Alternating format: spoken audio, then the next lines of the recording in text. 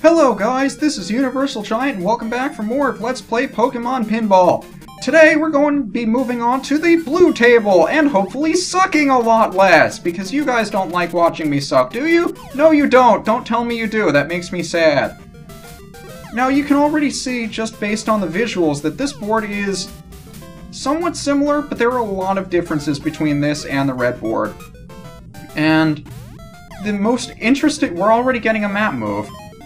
See, last time you had to use the Digletts on the side and the Dugtrio in order to get the map move. You had to hit the thing in 3 times in order to access the map move. Here, you have to use either Psyduck or Poliwag, get it into the thing, and then try to get it into the slot. If you get it into the slot, after you get the move map thing, you successfully move to a new area. There are 3 different, I want to say there are 3 different pools of areas where, I mean, this is the first one. You have to go through 3 different maps in the first pool before you can move on to the second pool.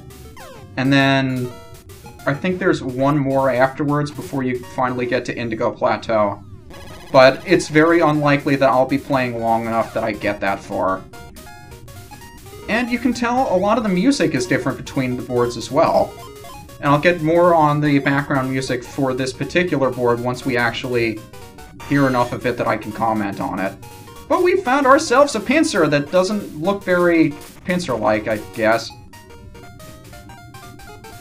But even though the music is different, it's still as catchy and as happy, and I just love the atmosphere of this game. It brings back so many fond memories, and it's just so fun to play.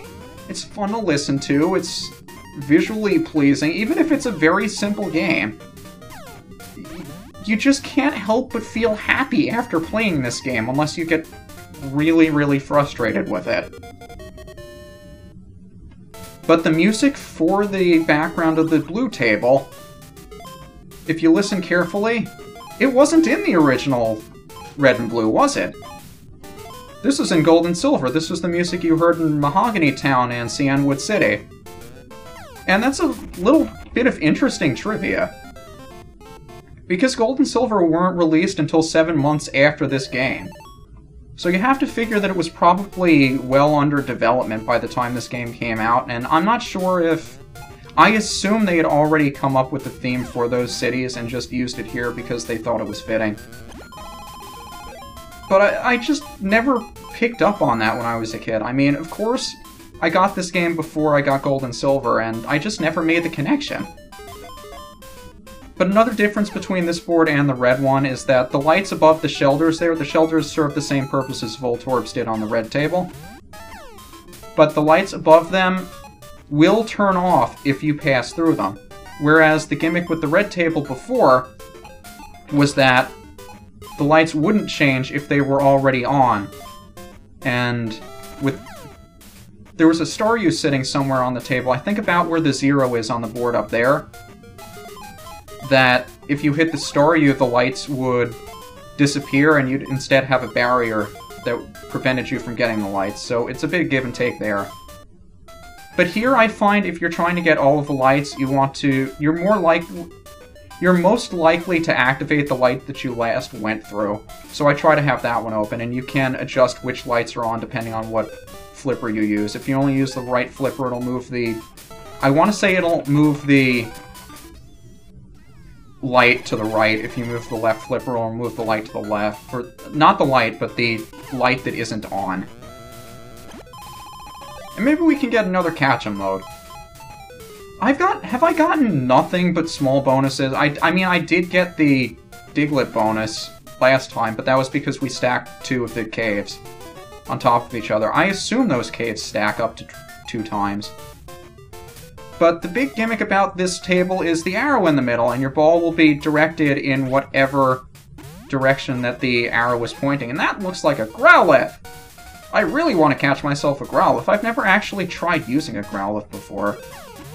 Not that you can actually use it in this game. I mean, you've seen the extent to what we can do with these things. We can evolve them, and that's about it. But if I shuffle that thing around often enough, sometimes I can get it straight up to the shelter. But yeah, after about a minute, your field multiplier wears off and your ball turns back to normal.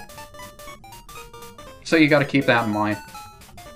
But you saw Poliwag went all the way up to 3. If we weren't in catch-em mode, we would have activated a map move right there, but we are, so we didn't.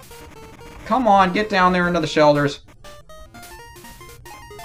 But most often the arrow will either be pointing up or down depending where you are. If you're below it, it'll be pointing up. If you're above it, it'll be pointing down. If you've activated all of the arrows you need for get or catch-em mode or the evolution mode, then the arrow will occasionally point in the direction that would start the mode. If you're trying to go into catch-em mode, it'll point to Cloyster. If you're trying to go into evolution mode, it'll point to Slowbro. And we didn't activate a slot that time. I'm so used to activating a bonus slot after catch-em mode or evolution mode that it feels strange when I don't. But yeah, with the slot open, you have to be super duper careful that the ball doesn't go straight down the chute. Because you can't necessarily predict what it's going to do, especially how it's going to hit off of the bumpers just above the flippers. I hope I'm using the right terminology for this, because I am by no means an aficionado when it comes to pinball games. But so many good memories from this game. I don't know how often or for how long I played this game when I was a kid, but it was a lot and very often. I mean,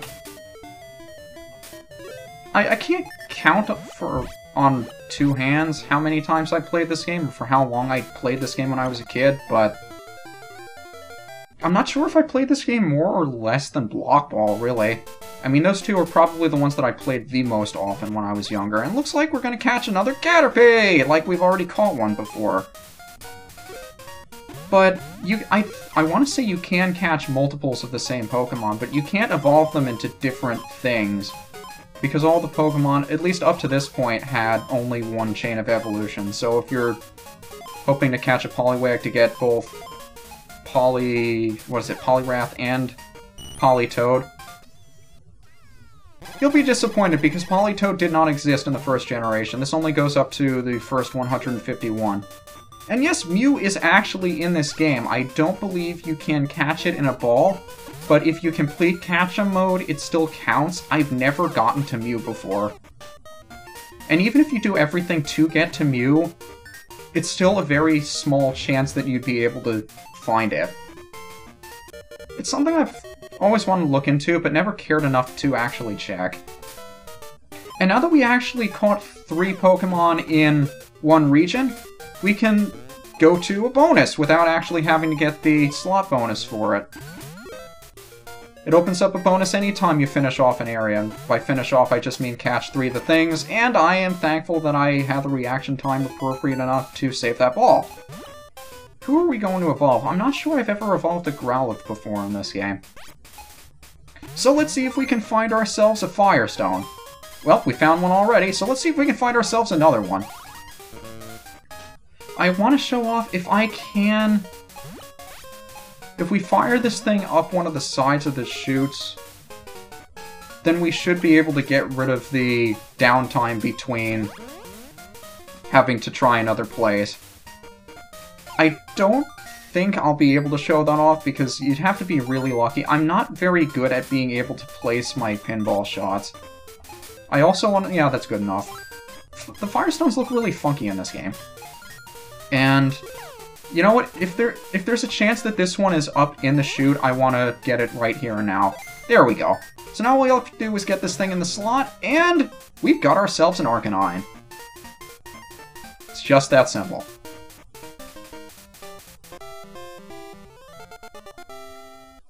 And I want to say we still have to get the bonus as well. The bonus slot carries over even if you play through catch-em mode, which is very, very nice.